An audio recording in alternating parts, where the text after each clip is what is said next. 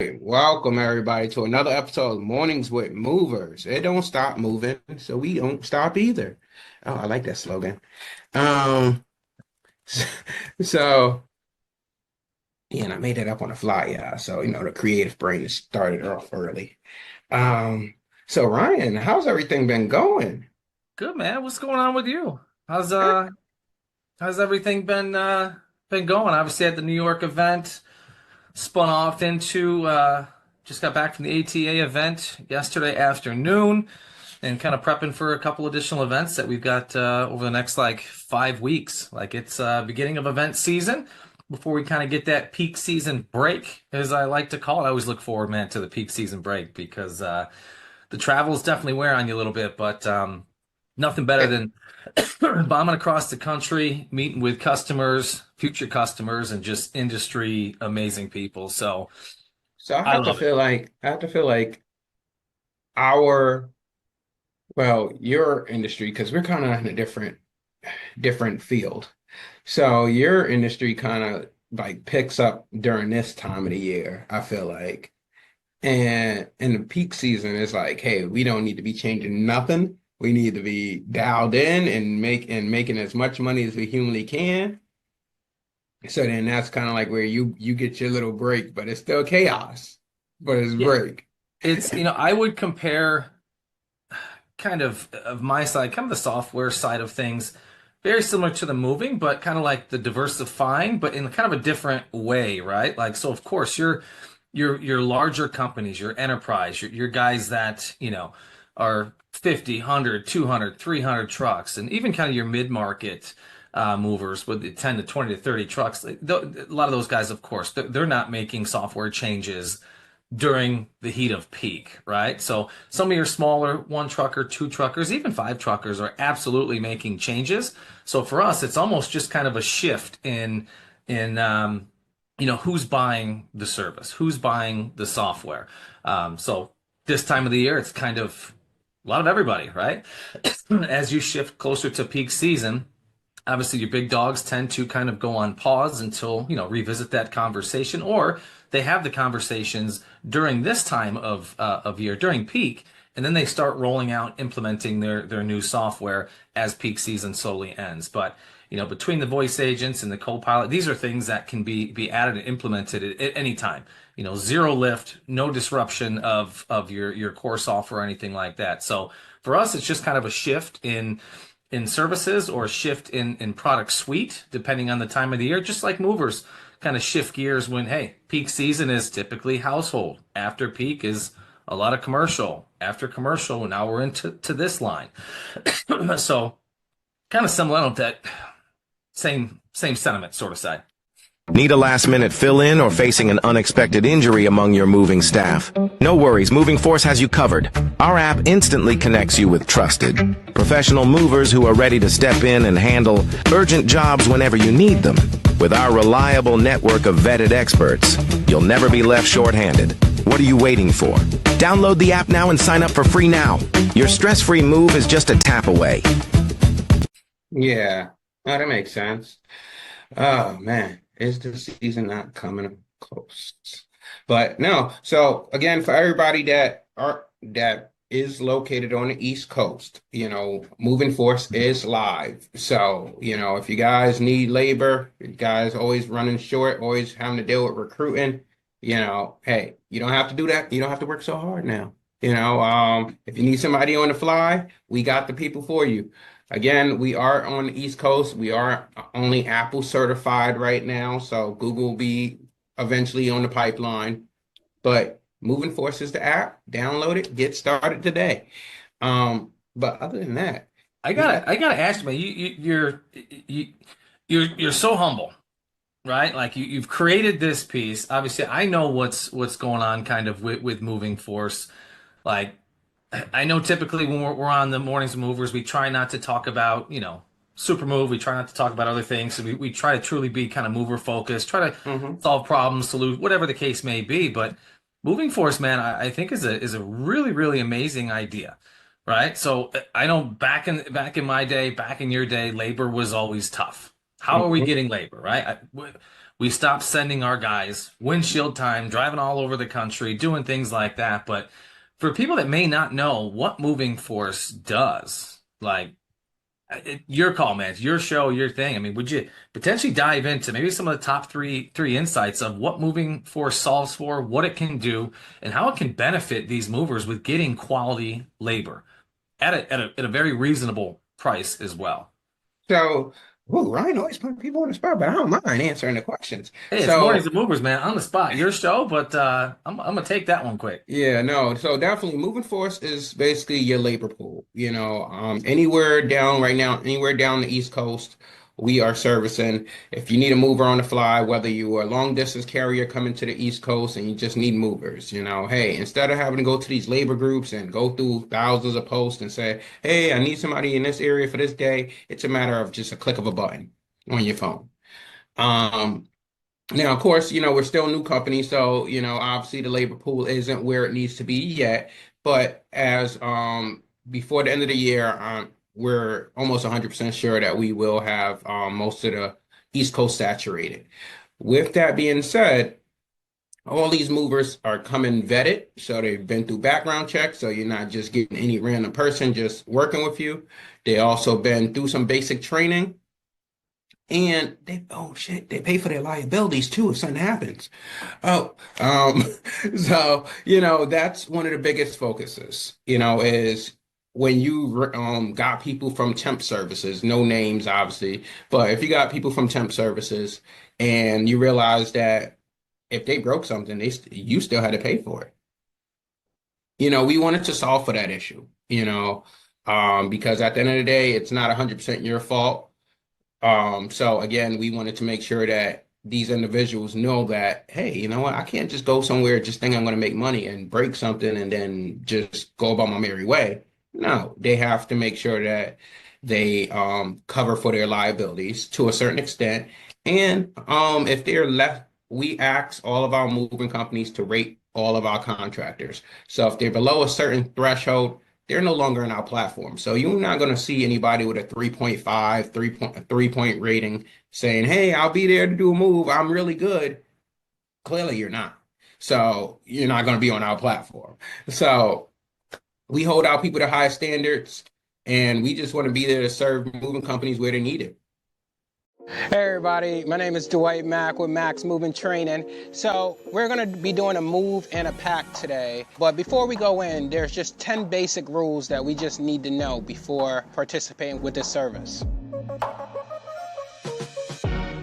So number one, understand moving is a very, very stressful thing. The customer, they're uplifting their life from one location to another. They're having to call all these vendors and get all these suppliers in place so that basically they can make that transition.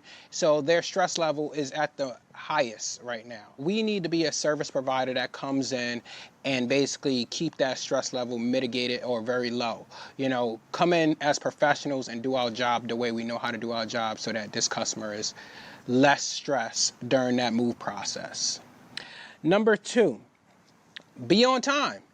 First impression is everything. You guys showing up outside of the window rubs the customer the wrong way. It messes up the rest of the move process. Even if you guys do the best job y'all can do, because one thing was off, this customer's mood is just off. Go up and beyond, be there before the time, as long as they're okay with it. That's nice, man. So what you're describing is kind of like the Uber of moving labor. I grab my phone, I'm clicking, I can see the ratings, and obviously just like Uber, if you don't hit a particular star, if you're not that 4.5 or I forget what Uber's piece is here. I'm getting phone calls here. Sorry about that. You won't be allowed to participate, right? So that way, on an Uber side, you're not going to get in some nasty car with a rotten driver. You're going to get a quality labor at a great rate, who also is going to have he's going to have some skin in the game, right? It's not just going to be these guys you're paying $200, $300, $400 a day that show up in slides that break things, damage things, and they collect their money and leave the damages to the driver. So it sounds like it's an equal playing field. You're getting quality labor at a click of a button for the most part, I would say. And, that Uber-like experience for our drivers, making it easy for them to select top tier labor. is what I'm Exactly. hearing. That's what I'm seeing Yeah, too. no. So And that's exactly what it is. And it also helps again moving companies that, don't want to have to overstaff for the season. It's been too many times where it's like, oh, well, I want to get 23 guys, maybe even 30 guys because we're expecting to have a crazy busy season. And now you got 30 guys on your roster that you can't feed. You're spreading yourself too thin, your payroll's too high, and then at the end of the season, come September, October, you gotta let pretty much almost half your pool go. And you're like, well, I'm gonna have them fire themselves because I don't want to be that guy to fire them. And now you got to get rid of half your labor pool. Whereas, like, hey, if you contracted 15 guys as you needed them, and you have your own solid 15 guys, you're making out because you're only hiring them as you need them, and you're not paying any payroll for them. Last minute crisis? We've got you covered. When your moving staff is short, Moving Force steps in. Instantly connect with a network of trusted movers ready to handle the job. Fast sign-ups, trusted network, reliable solutions. Don't let last minute issues slow you down. Help is just a tap away. Download the app and sign up for free today. that's a great point. I mean, our industry report that released a week and a half, 2 weeks ago, rising costs was like, one of the top five things that we heard from movers is one of the biggest struggles, challenges, and what have you. And obviously, rising costs, insurance, labor, fuel, but that labor piece, man. And I know you're having conversations with movers. A lot of movers have had a reduction in force, right? Because the volume was just not there.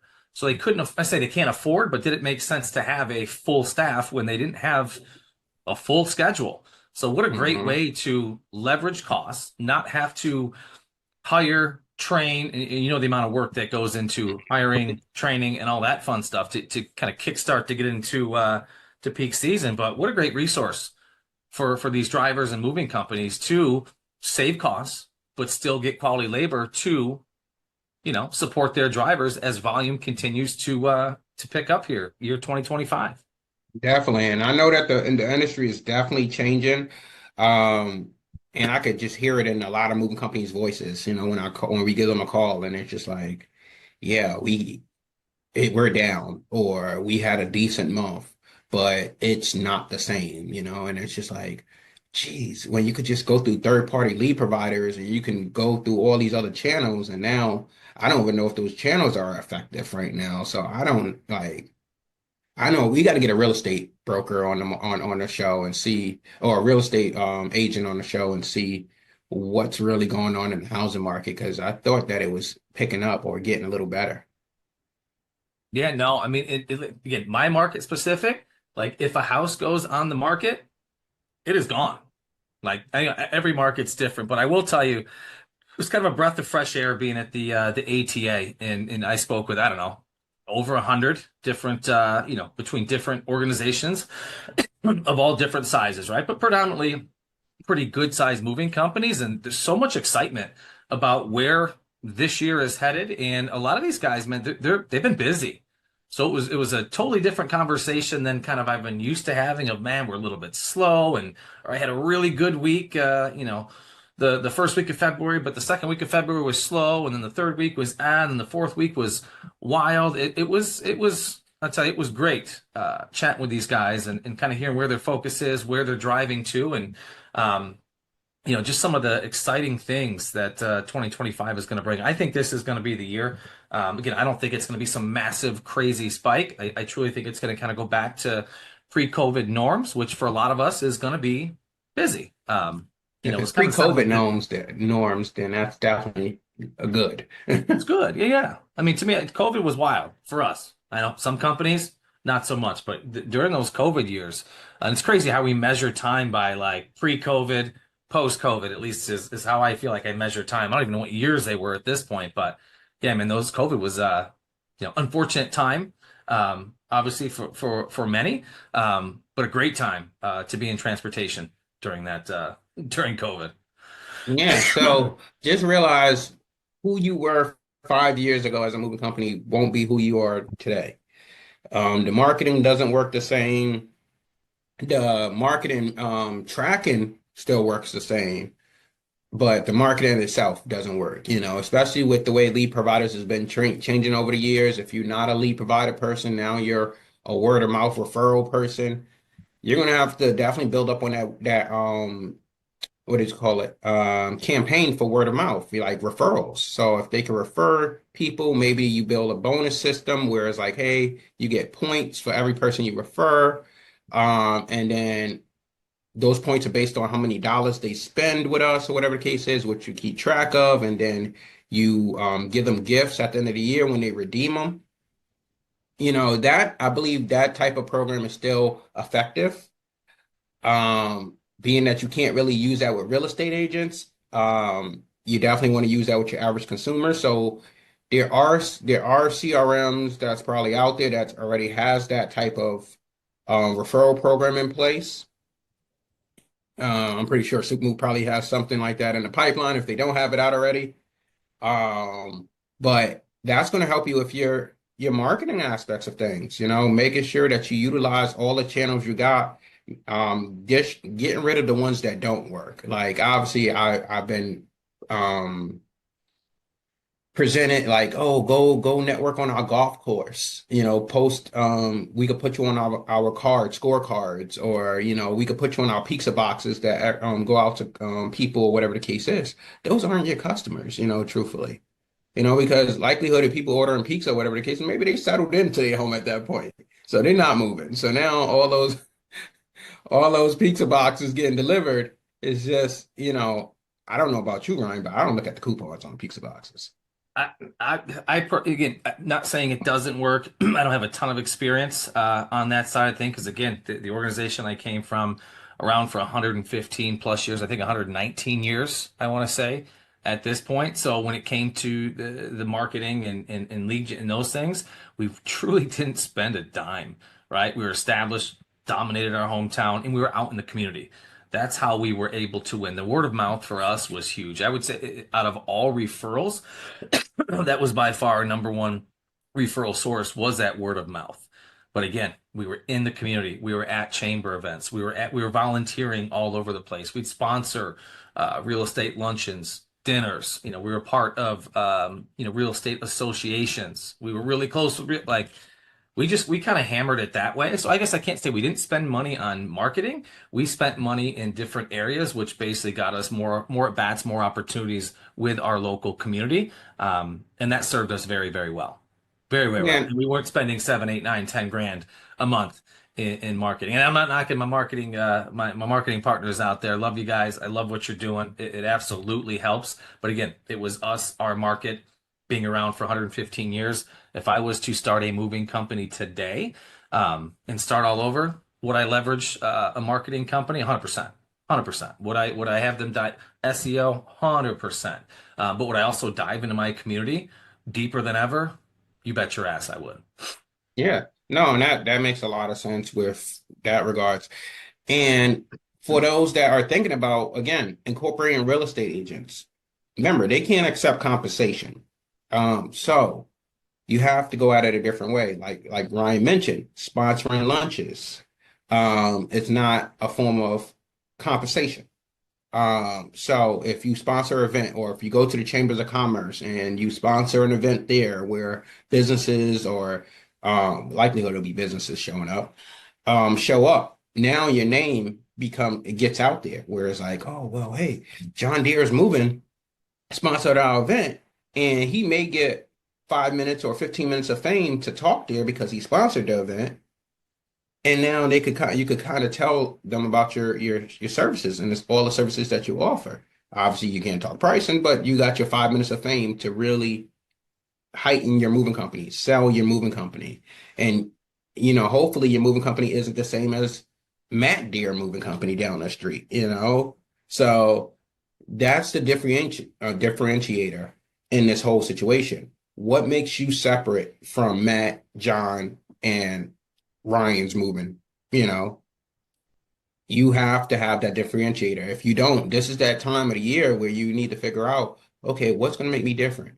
Am I offering cleaning services the same as the moving company down the street? Am I offering junk removal the same company down the street? Obviously we got different salespeople, so maybe that makes a slight difference, but are you rolling out the red carpet or are you still just giving a general quote like the rest of the companies down the street? So you can have separate people, but be the same in the same sense because you literally copied their blueprint. Dude, And you, I can't touch on enough what you just said there about the speaking piece.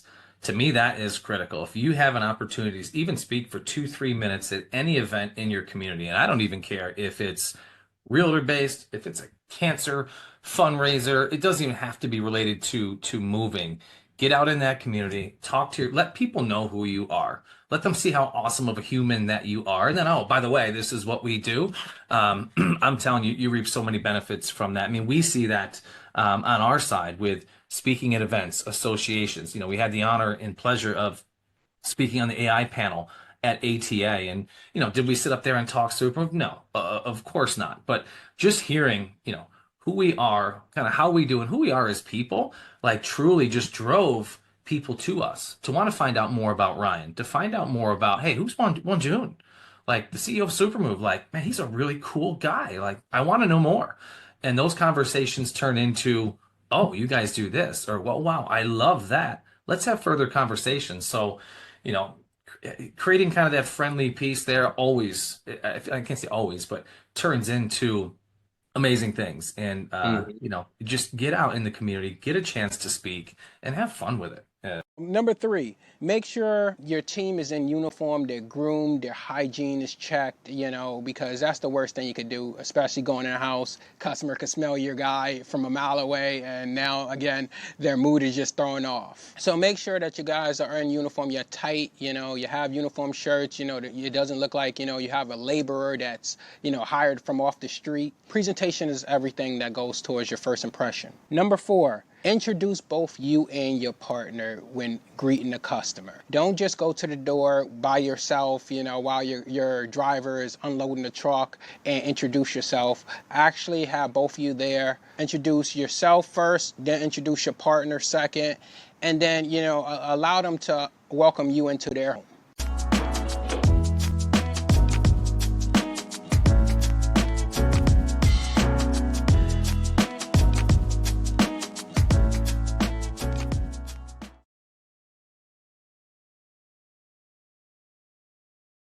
I can't say enough about that. Yeah. And even if you don't get anybody today, you got to realize that these are long-term relationships that you're building. So go in there genuinely looking to be a helpful asset. And they may not book with you today. They may say, oh, I'm not moving. I don't know anybody moving right now.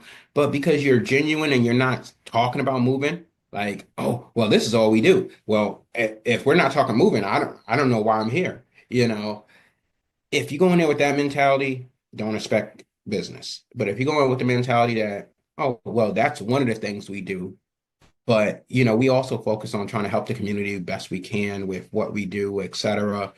And then you leave there that day, I can tell you probably in about a day, 2 days, or whatever the case is, somebody will ring your phone and be like, hey, remember we met at the event a couple of days ago? I'm not moving, but I do know somebody else that's moving, and I wanted to refer your services to them. Oh, well, thank you. Like, and you feel so humble because you're like, I didn't go in there with the intentions of selling. I went in there in the intentions of building a genuine relationship. And now I built a relationship with somebody that indirectly talked about my business. Yeah, man, it's a marathon, and I'll be the first one to say that. Now, are you going to get some sprints and some other things throughout the journey?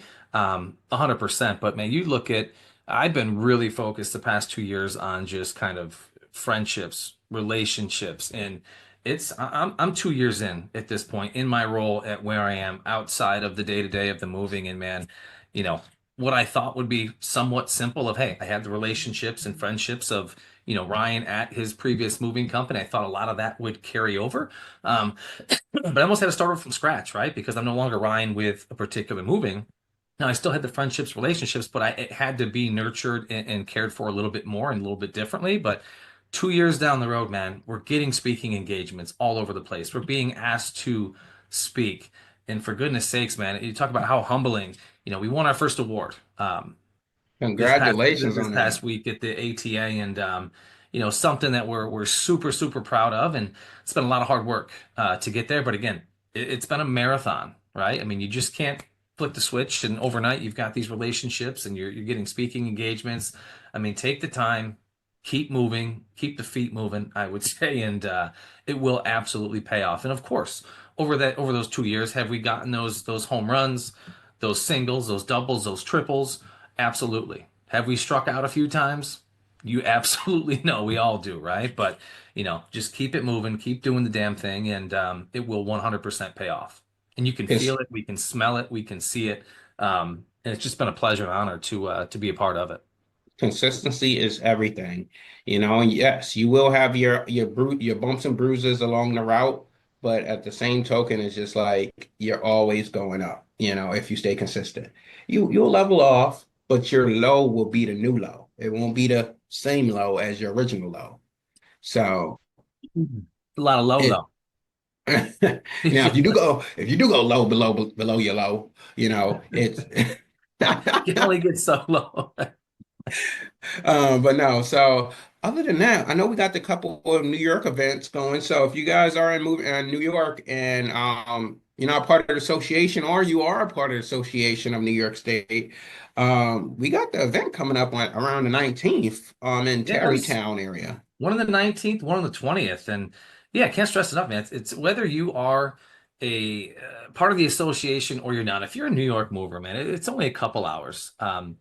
Bill and his team have done a great job. So they're really kind of doing these hyper local because we understand like during conference season, there's conferences everywhere. Movers are busy and trying to find a particular location. And I don't want to speak on behalf of the Mhm. association by any means, but it's my opinion coming from me. But trying to find which area, right? New York's pretty upstate New York. You've got the city. They move things all over the place. If you move it to the city, you tend to get not a lot of people from the upstate area or our area to make that drive down. And if you hold it in kind of the Buffalo, Rochester, Syracuse area, you're probably not going to capture a lot of those city and the Long Island folks. That's a long drive, man. 5, 7 hours, depending on where exactly in the state. Mhm. So what they've been doing is just these really hyper local events. So they kicked it off in Buffalo a month and a half or 2 months ago, dipped it over to Rochester, and then most recently, a couple of weeks ago, where I got the pleasure of seeing you for the second time in person. Even though I feel like I've known you forever, man. At this point, Right. the power of Zoom, I will say, is they kicked it off up in Clifton Park, Albany area. It's been great. There's been 12 to 15 plus movers, just about at every event. It's just great to go and have the discussions, just to be seen, be heard, and I'd encourage everybody, if you're a New York mover, if you're anywhere in that area, swing by, have fun. It's not like you have to join the association. Obviously, I would recommend. They do a lot of great things for movers, great advocates for us all. But it's a great time. It's only a couple hours of your time. It doesn't cost you a penny besides a couple bucks in gas. hmm So yeah, no, definitely get out there. And like I said, like Ryan said, there's events all over the place. But if you're a New Yorker, definitely get in with the local chapter. They're pretty active. Um, there are some states that aren't really active, so you got to do your research, I believe, and not talk bad about down south, but that chapter down there wasn't that active. Um, but even then, um, could you imagine if Florida chapter had hyper events? I Like just joined the Professional Movers of Florida, so I'm excited to kind of see and learn more about the organization. Surprisingly, I didn't know. I didn't think I knew who was all there, but board wise, I got great relationships with a lot of those guys. I'd say probably 90%. Like we I don't want to say we talk on a regular basis, but quite frequently. So I'm really excited to kind of see where this goes. Definitely something if I ever get the opportunity to say, hey, if they're looking to shift gears or change things up, I'd love to present kind of what New York is doing. Because again, it's super cost effective, hyper local, and great conversations are being had. I think we're all kind of learning a lot from kind of what New York is doing with these hyper local events here. So I'm going into the Florida piece with an open mind again because I have no history there as kind of a new guy joining yeah, you're down gonna have there. to take a So plane. You're gonna have to take a plane everywhere with their hyper locals. Well, yeah, I would. Yeah, I don't know if I'd be able to make those, but maybe, hey, if strategically schedule these things around conferences or customer meet and greets, or obviously we're doing our own How We Move Now events that we've been kind of doing West Coast, Central, and East Coast, which we're actually going to be kicking that back up March 31st out in Orange County, California. Going to be doing another one of those because what we're seeing is these smaller, more intimate events are working. To stand up a conference with 3, 4, 500 people, crazy money, a lot of legwork. I mean, it takes, I mean, shoot, 6, 8, 9 months. So basically, by the time you end a conference, you're already planning basically that following month for that following year. We're standing up a hyper local event. My gosh, we stood these things up in just a couple weeks, and we're bringing 25, or we're getting 25, 30 moving companies to show up at each event. So it works. So No, it you're going to definitely see us works. probably double down on that as we continue to kind of do some different things in the industry. Now, are y'all still doing the roundtable stuff? Because I haven't seen or heard anything about the roundtables in a very long time. Yeah, so we're gonna do a couple fireside chats. We're actually gonna dive into a another movers conference. Actually, that's in the planning. Had quite a bit of conversations around that this week at the ATA with some partners and fellow movers who want to team up with us to kind of create that ultimate experience and put on a free conference for our folks. And yeah, excited to see where that's going to go. But even those online conferences, right? Like there's no venue, there's no food. Like it takes a lot of work and a lot of planning to put that up. So, big shout out to Rotate Digital, Live Switch, and Smart Moving.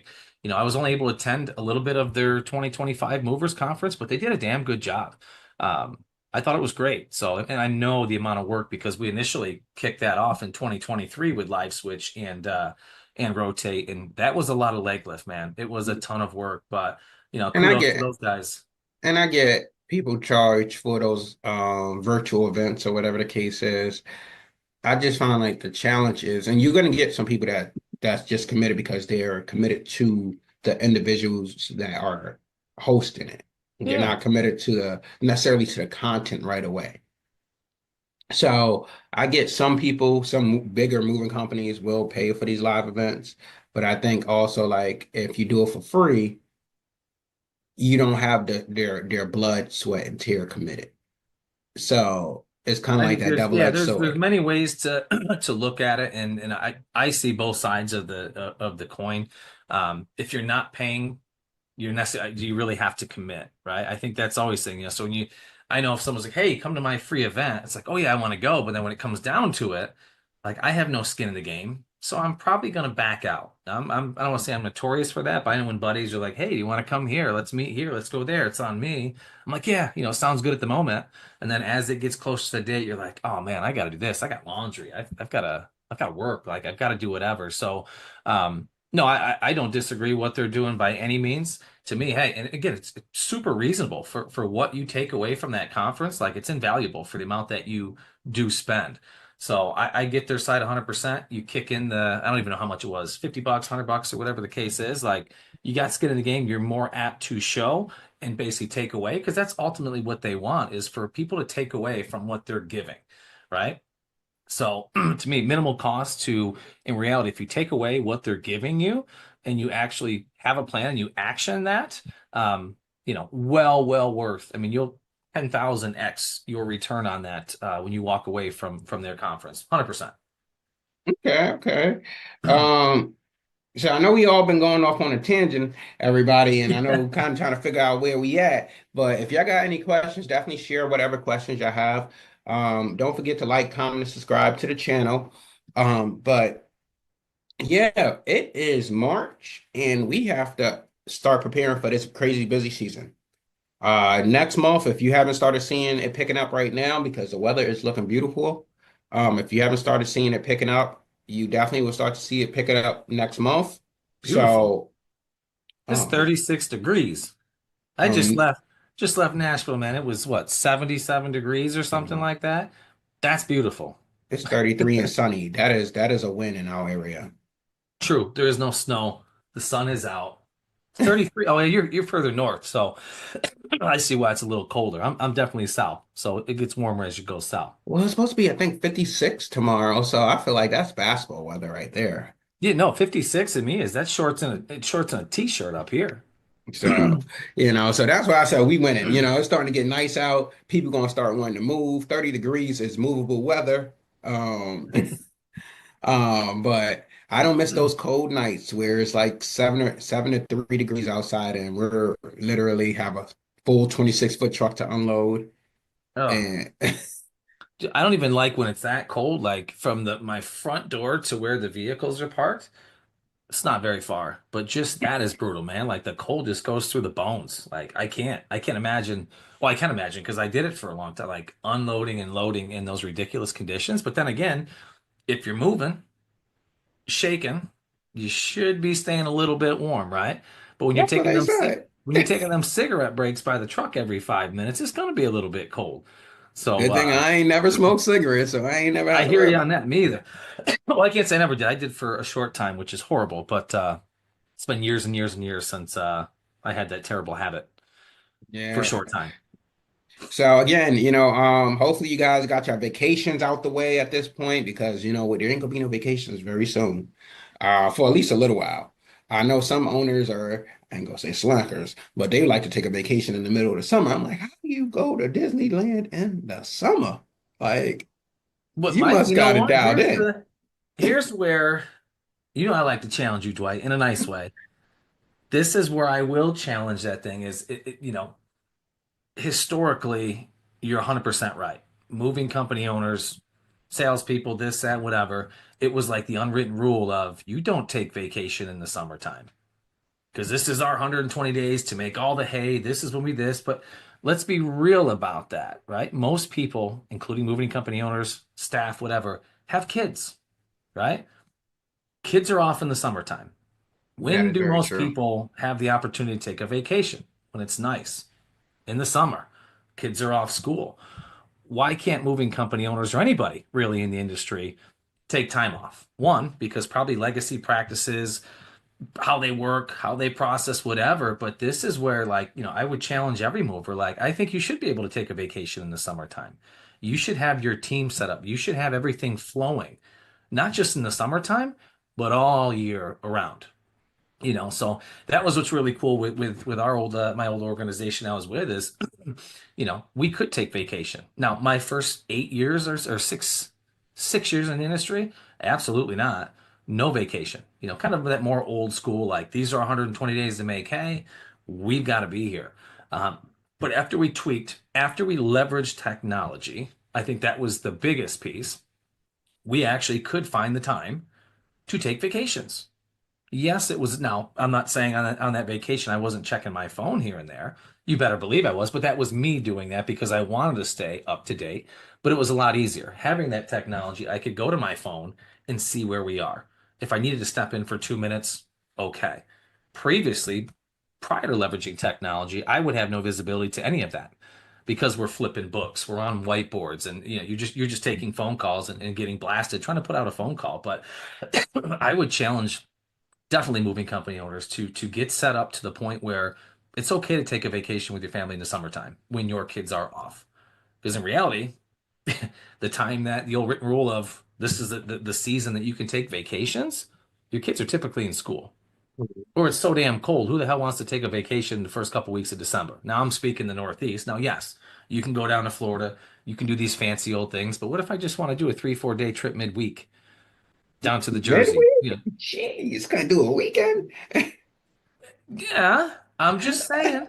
I'm just saying something to think about, right? Like, you should have that company operate, especially as a business owner. Have that thing be a well-oiled machine, lead from behind, and let you give your company the autonomy to do the things and your people the autonomy to do the things that need to be done.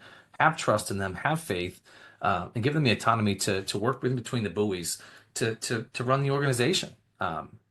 Yeah, You, you should be able to take vacations, yeah. basically. The crazy part is I was in Florida running my second branch, when my dispatcher was like blowing up my phone talking about something. Oh, well, we're in it's like 9 degrees out, 7 degrees out.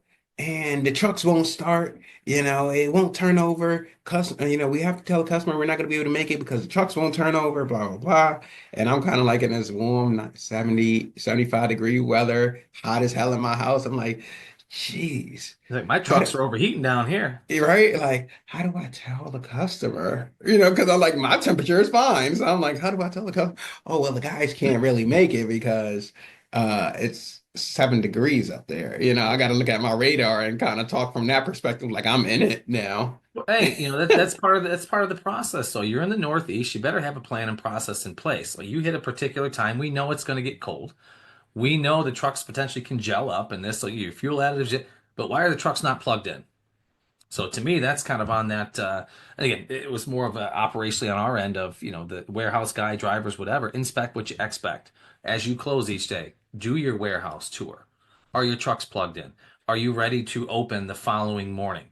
Is there a snowstorm coming? Have your customers been educated? What's the plan of attack for brushing off trucks, brushing off dogs? Is the customer aware of they got to have the sidewalk driveways? Like these are just all things that you know we put into plan. Now, I would say many, many years back, we didn't have a plan. We went through the same thing. My first couple of years, it's like, oh, the trucks won't start, so we got to cancel. And I'm like, what do you mean the trucks won't start? The trucks are our livelihood. If they're not running, we're not making any damn money. But again, it's as simple as that. We just didn't necessarily have a plan in place to ensure that our trucks were plugged in the wintertime. We put in and I forget what this stuff is called. It's been years now. Don't hold it to me, but whatever you put in the gas tank to assist. Now I know the diesel in winter months up in our area, they put a little of that additive or whatever, so it doesn't completely gunk up. But another thing too is don't let your trucks drain down to empty, right? Keep it halfway or whatever the case is. But we went through all those same struggles, man. But again, basic process, you shouldn't have those issues. Yeah, I think we had a basic warehouse space. So like all our trucks were like in the yard, but it was so far from like the electric port that I never wanted to pull wires underneath trucks to get to the next truck to reach the Oh, next I truck. won't even I won't even tell you pre making the change how many extension cords we had plugged in upon plugged in. Dude, it looked like a I don't even know. I can't even describe it, but what do you call them things that run on telephone poles there? I mean, it was just everywhere across the backyard. But hey, that was step one. It might not have looked that good. Probably might not even been that safe. I would say having all them Probably extensions. not. But our trucks fired up in the morning. You bet your behind it did. So So that was my fear that I wanted to I never ever end up plugging them in.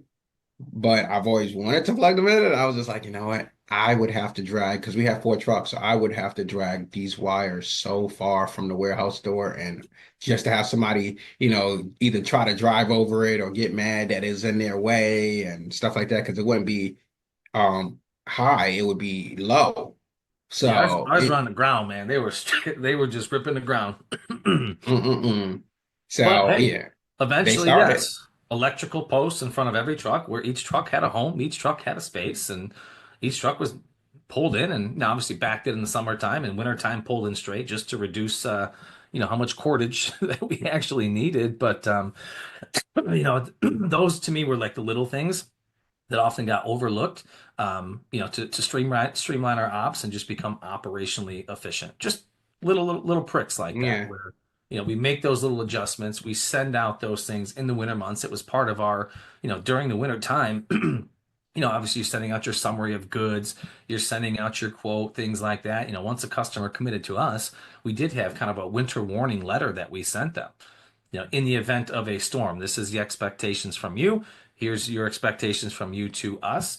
And obviously, yeah, we want to operate when it's snowy out, but also at the same time, if we get 8, 10, 12 inches of snow like we commonly do here in the Northeast, I'm not putting my guys out there. There's no way in hell I'm moving in that. So having that conversation with the customer up front of, hey, it looks like we're projected to get a snowstorm this week.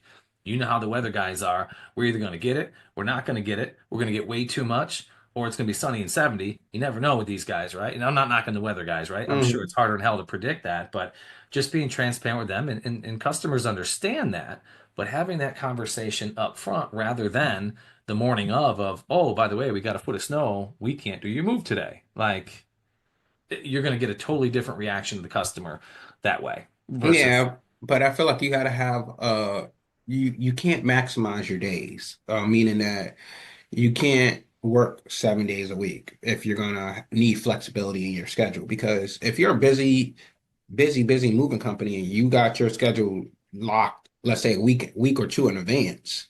Oh, well, we booked up for the whole month of July.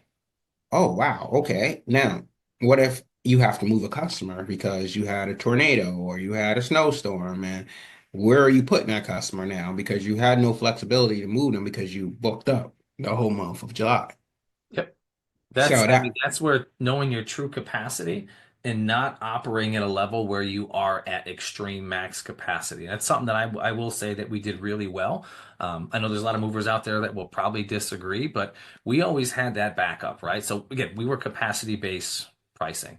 So we'd always have kind of that truck that kind of sat aside or whatever the case, always had additional crew in the warehouse, but we had a lot of warehouse work too. In the event of something like this, we could react, or more or less we were proactive, so we didn't have to react. So if there's a last minute change or a driver called out or a crew called out, or we've seen all these things, we never booked to the point where it was like, oh gosh, if one call out, one truck breakdown, if anything happens today, the next 2 weeks have a potential to be a disaster.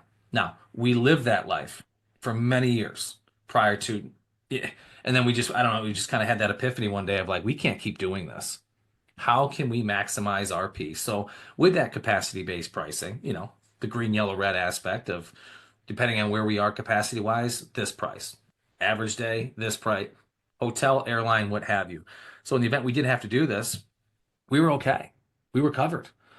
So running at 80, 85% capacity at all times with our capacity based pricing was in reality, numbers wise, revenue wise, like we were running over capacity, like we were running 8 trucks when we only had 6 based on our pricing. But in reality, we're only running 85%. So we could take that last minute job, or a crew calls out, or a truck breaks down. We were there. We could still service the customer and everything was going to be okay. But it takes a lot of work to get there. you But it sound, you can be sound, done. you sounding like, y'all needed to be contracted with Moving Force.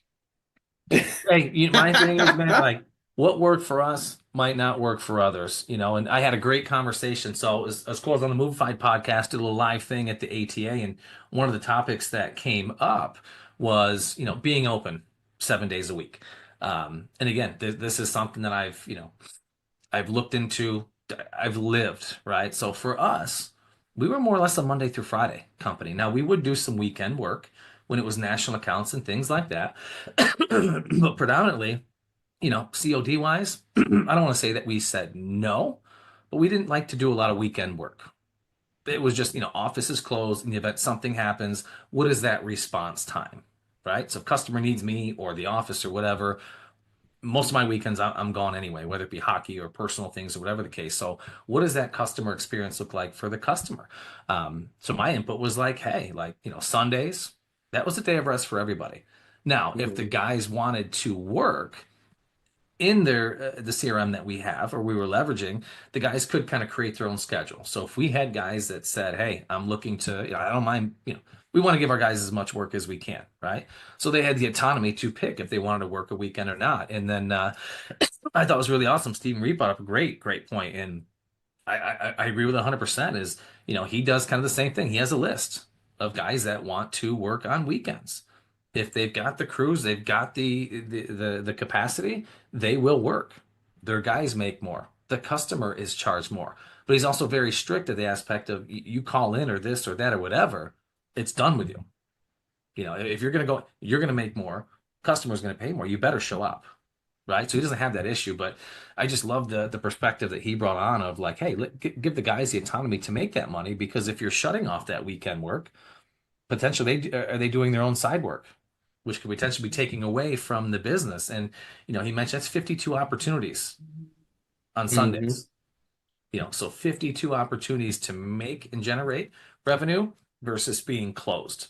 And I loved what we did. I love what he's doing. To each their own on that. So that was just a great Yeah, overall and I feel discussion. like, hey, like you said, use that Sunday for overflow. So if worst case scenario, sun goes goes wrong throughout the week, just use Sunday for that overflow day instead of having to worry about figuring out how you're going to get it done in the week. Hey, you know what? Anytime something goes wrong, there's weather, whatever the case is.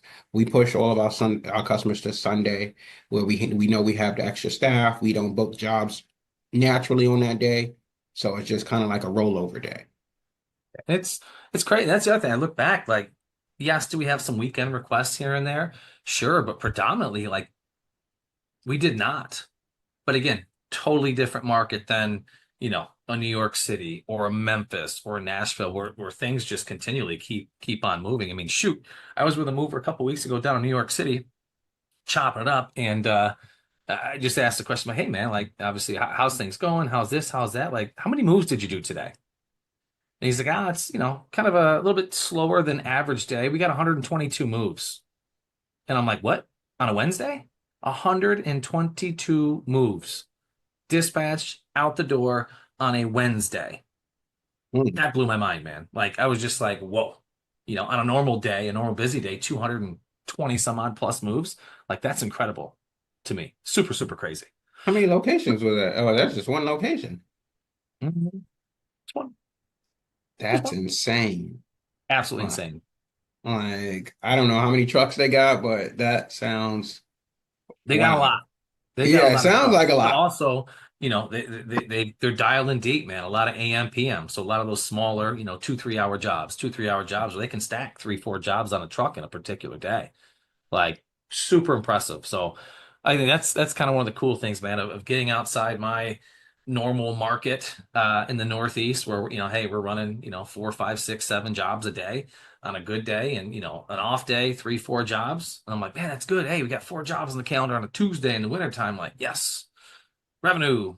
And then you Mhm. talk to some of these guys and they're like 100 plus moves on a bad day. And I'm like, man, so Hmm. it's been a joy to experience like how these companies operate and the sheer volume that some of these folks are doing. But that again, if you compare that market to my market, they're doing 122, I'm doing 8 per capita. It's kind of the same, but just different, right? So Yeah. So I tried doing 3 moves in one day physically myself. I was like, you know what? I've seen companies do it. You know, let me experience this for myself. And I say, never, ever again will I ever do that again. I comfortably could do 2 moves in a day, but by that third move, it's like your body's so drained. All the long walks at this point is done added up. Of course, the last customer has stairs, so you're like climbing and trooping stairs. You can't get the truck close to the building because they live in like an apartment complex. So now it's like all these long carries. You're trying to do trains where you're like, hey, I'll bring it here, and the next person take it from there and bring it there. And it's just to that point where it's just like, you know, no. great point. And I brought this up to the guy I was chatting with about the 3, 4 jobs in a day. And like, I said the same thing, like, my gosh, we tried to expect, but one job is this, the other job is this, and it never fails. That last job is the long carry, is the stairs. And that's where and I don't know why I didn't think, but he's like, why didn't you schedule accordingly? Your guys are the freshest when. I'm like, oh, obviously job one. So yeah, the toughest work is job A. Then medium work, B. The easy stuff, C. He's like, that's how we did it. And I'm just like, how did I not think of that? So the, Yeah, the but long the carrying way is the way they come in is the way they come in. It's like you don't know. Like you booked your first job, you said, "Oh, well, hey, I got you in the morning time between 9 and 10. We'll be done out of there by like 12, hopefully." And then next job you book is, oh, between 1 and 4, but you booked the 2 jobs, 4 days apart. So now you're gonna be like, "Oh, let me switch them around to make ease." well, that's the difference in volume, right? Like now I probably couldn't do that because if I booked Dwight's move in the morning, right? And then I get a couple additional moves that are whatever the case is, it's gonna be a lot harder for me to. I just don't have as many as bats as this guy did. But when they book the big move in the morning, like these guys are getting hundreds and hundreds of quotes a day, hundreds of leads per day. So they can, on their end, because of the sheer volume, basically dictate what that schedule looks like and how. They always book the hard one for the beginning. Now all the medium moves, boom, because they're getting many, many at bats per day, where you and I were not getting that at all. I mean, that's obviously the difference. So for me to do that, yeah, it would be a little bit more difficult. But when you have each day 50 moves booked, of hard moves, 50 moves booked of medium, and 50 of small, easy work, a hell of a lot easier to make that happen versus us, where it's like, man, we're just fighting. We're fighting to get Mhm. something. So Yeah, it's and just crazy, man. I felt like I was averaging about, what was it? About 3,700 to 37,000, I think thousand, because I've looked at my leads. I think I've averaged close to very high up there in a thousand leads. Because we was averaging about 400 to 500 leads a month. And I thought that was something. And when you hear some of these other people like, oh, I spoke to one of my clients recently, and they were like, yeah, we average about 1,500 leads a month, and I'm like, geez. There's organizations that were doing in 1 month the amount of moves that we were doing in 1 year. That's just that's amazing. And there's a lot of companies doing that. But again, market, man, I did not get that many at bats. We didn't live in an area where there's millions and millions and millions of people. I mean, I got 90,000, 88,000 people here.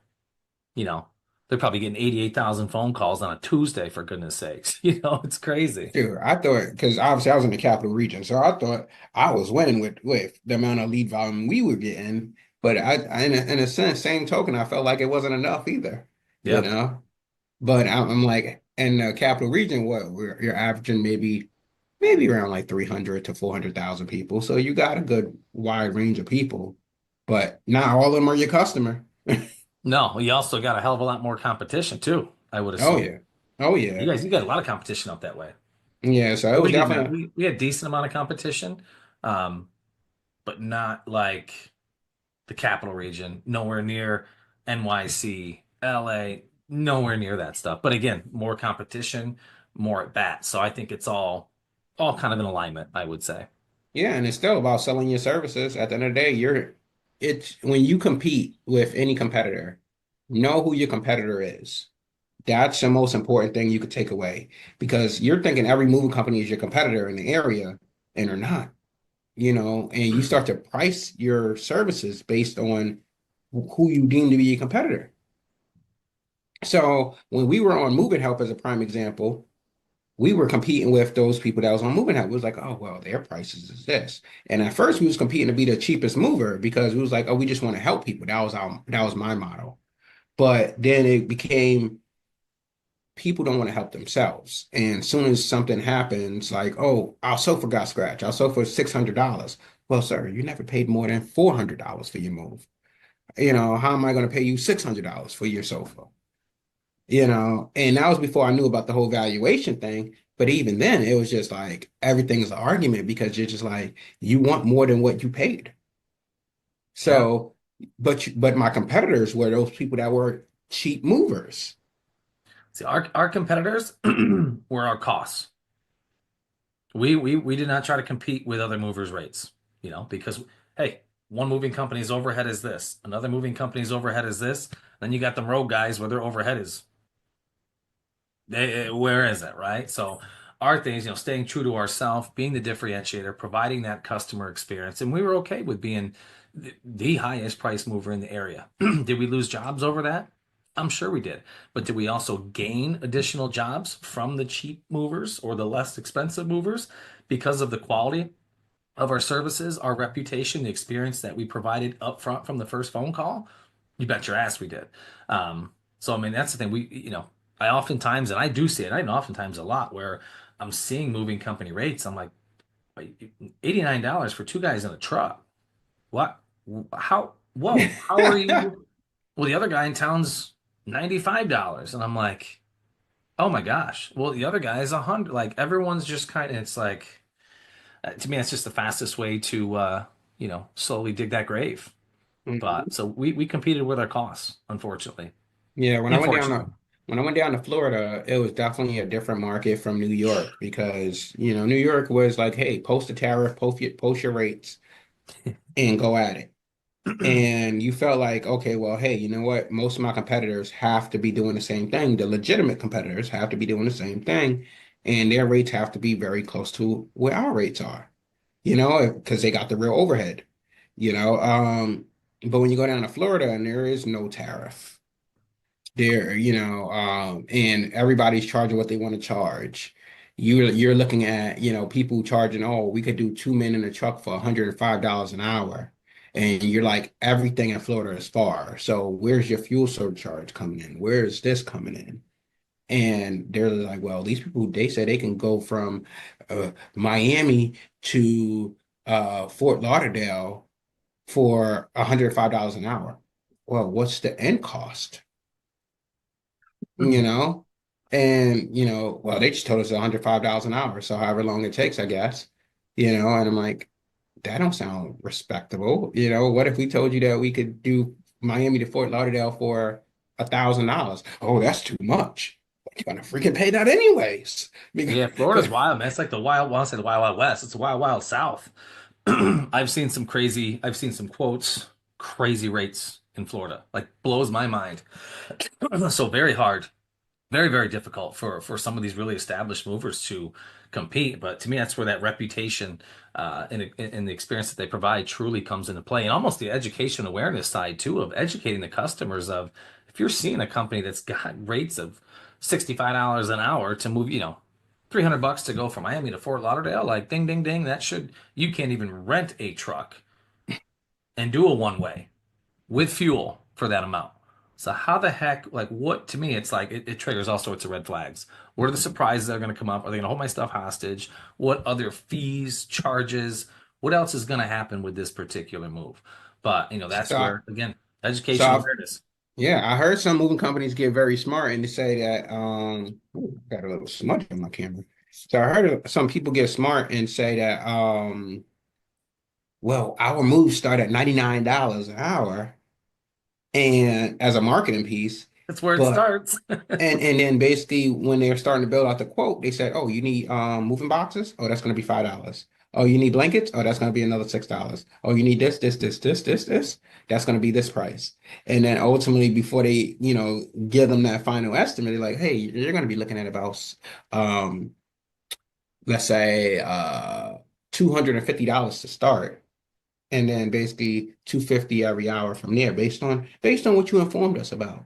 They're like, Mhm. oh, I thought your information started at $99. Well, it does, and then it builds off of there.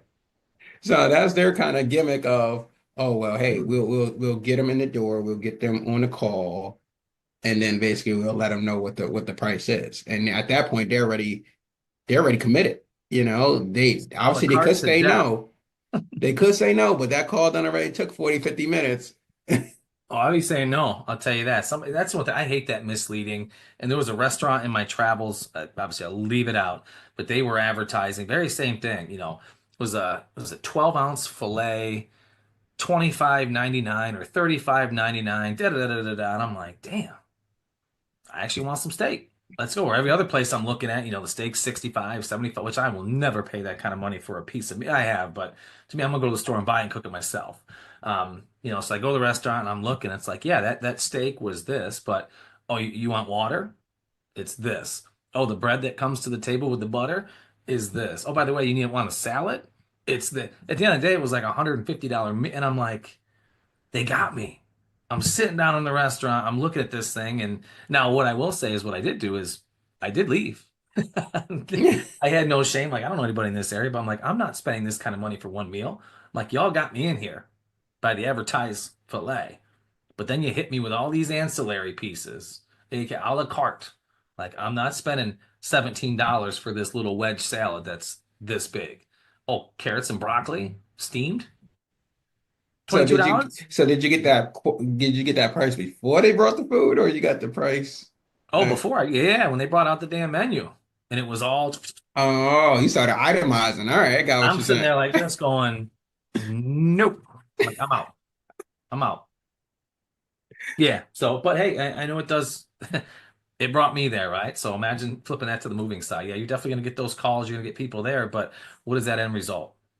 Yeah. Now, if you And advertise, oh, sorry, man, go ahead. no, no, no, you're good. I was gonna say that like you mentioned, I called a lot shoplifted a lot of shop not shoplifted, Shoplifting? but sorry, wrong word. Mystery shopped a lot of companies. And I told them that I said, okay, well, hey, I got a 2 bedroom. I didn't even go over my inventory. I got a two-bedroom moving from here to here. Oh, well, we'll do it for $105 an hour. Okay. And I call next door. Oh, we'll do it for $250 an hour. Okay. But don't you want to know the inventory? No, that's our starting rate. And I'm just like, okay. Like, and I think, like you said, that's the mystery where they're gonna get you because hey, that move could be $1,000 to $1,200, whatever the case is, when it's all said and done. Yep. And you never know, and you don't know how efficient those guys are, if they're gonna move fast or it's just because that owner, he's on a truck. So that's his easy go-to to just get, determine, hey, can you afford it? Yes or no? And I'm like, I can afford 250. I don't know if I can afford 1,200. But that's the thing, are they having the conversation? Yeah, our rates might be 99 bucks an hour, but how long is it going to take? Because in my mind, hey, just a couple hours to move. The average consumer doesn't know how long it's going to take. They don't really, in reality, know how much stuff they have, how many boxes. They don't know weight, cubic feet, as we've discussed before. So if I'm sitting, 99 bucks an hour for a moving crew to move me, oh, it's only going to take 3, 4 hours. So I'm budgeting 400 bucks. Meanwhile, the two guys show up. I got 15,000 pounds in the house. It turns into a day and a half job, and $1,800 later, I'm pissed. Hmm. Oh, you said 99. Well, it is 99, just 4x the amount of hours that I kind of told you on the phone. But that's where I love doing the proper virtual survey and or in-home estimate, whatever you prefer, to really get a good gauge of what the customer is moving, so we can provide the most accurate estimate based on what service is and what they're looking to move. No Right. surprises. My first couple years in the industry, a lot of surprises. Learn real quick. Those conversations are not fun to have. So why not sit down, have the virtual survey, do the in-home survey so we can actually see what needs to be done to craft that ultimate experience. And I'd rather come under the estimated time slot than be 4 or 5 hours over, because we all know what can happen. Hmm. Or what Definitely. does happen. Customer squawks. Reviews go down. Now all of a Hmm. sudden, because it went over, and the customer had to pay 3, 4, 5, who knows how many $100s more. What typically follows that? Claims. Now they paid more. Now what do they want to do? They want to get it all back. So Exactly. Oh yeah, if you could just give me that $500 back because we didn't expect it would go over that much more, you yeah, know. Uh-huh. So, but all right, y'all. So we are at the top of the hour. I hope you enjoyed the conversation. Again, like, comment, and subscribe. If you need help with your moving labor for this season, Moving Force is the app for you. Definitely reach out. We got a dedicated team that obviously will make sure that you are taken care of. Hey, we are here for you. Supermove is here for you as well, but Ryan ain't selling. So, at the end of the day, his team is always here to consult, make sure you guys are good. Keep crushing it. Season is right around the corner. Anything, Ryan, before we take off? oh man, just I said no. I think I'm good. I'm still a little brain foggy from all the travels here, but man, it's always a pleasure to jump on with you. Excited to see you here. I got to figure this out because I'm heading to Boston this weekend, kind of unexpectedly. Um, I'll tell you offline. It's really cool, really excited. I want to share it with everybody here, but Yeah. it's a once in a lifetime opportunity that we get to experience, and so I gotta figure out how I'm going to get to where I have to get to for the New York event next week. So we'll All have that right. conversation here later today or tomorrow. All right, y'all. Ryan didn't want to share, but we'll see y'all next week. Keep turning up and we'll see y'all soon.